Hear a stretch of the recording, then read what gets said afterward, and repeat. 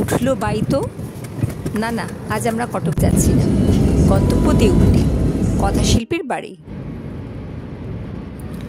কলকাতা থেকে 1.5-2 ঘন্টায় পৌঁছানো যায় জাতীয় সড়ক 16 ধরে।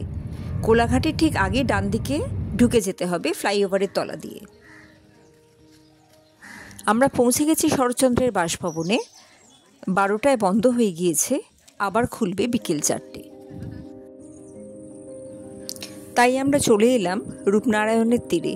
খুব সুন্দর, শীতকালে প্রচুর মানুষ আসেন, পিকনিকের সুবন্দোবস্ত করা আছে, খুবই মনোরম। 2 ঘন্টা কেটেই গেল।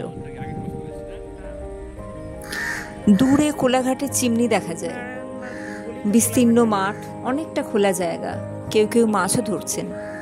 আগে নৌকোবিহার হতো, ইদানিং বন্ধ আছে।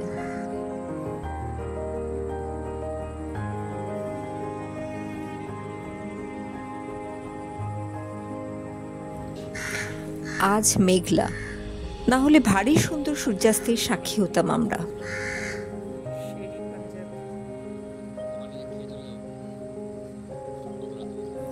প্রতি বছর জানুয়ারির শেষ সপ্তাহে এখানে মেলা বসে, শরৎ মেলা। সবথেকে বেশি জনসমাগম সেই সময়ই হয়।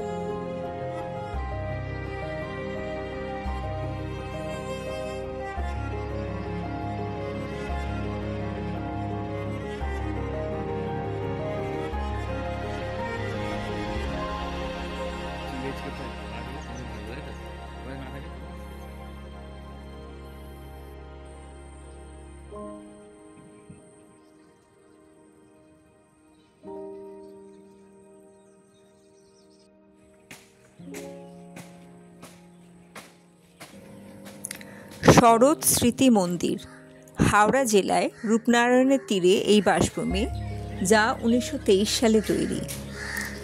এই বাড়িতে বসেই কথাশিল্পী দেবদাস, বৈকুণ্ঠের উইল, দেনা পাওনা, দত্তা, নিষ্কৃতি, রামের সুমতি, মহেশ লেখেন।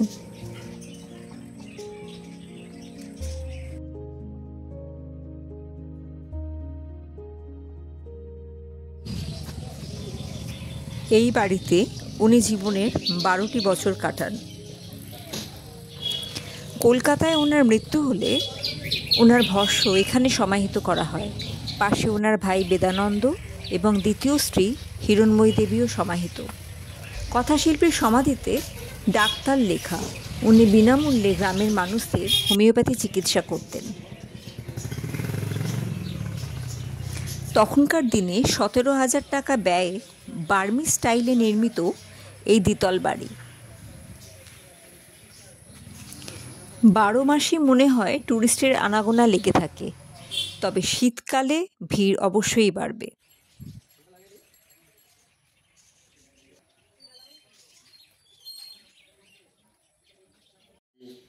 এটা ওনার লেখার ঘর, টেবিল, চেয়ার, আরাম কেদারা, জানলা দিয়ে দূরে রূপনারায়ণ দেখা যায়। তখন রূপনারায়ণ আরও কাছে ছিল। ওনার জুতো, ওনার লাঠি সবই সংরক্ষিত। এই ঘরে উনি বিপ্লবীদের সঙ্গে মিটিং করতেন।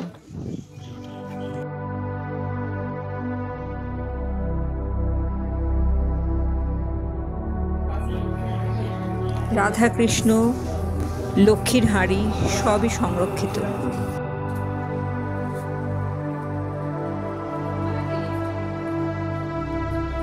এটা ছিল রান্নাঘর। দোতলার বারান্দাটি ভারী মনোরম, ওই দূরে দেখা যায় রূপনারায়ণ। ওনার শয়ন কক্ষ, বাইরে বেরোলেই দূরে রূপনারায়ণ, ভারী মনোরম।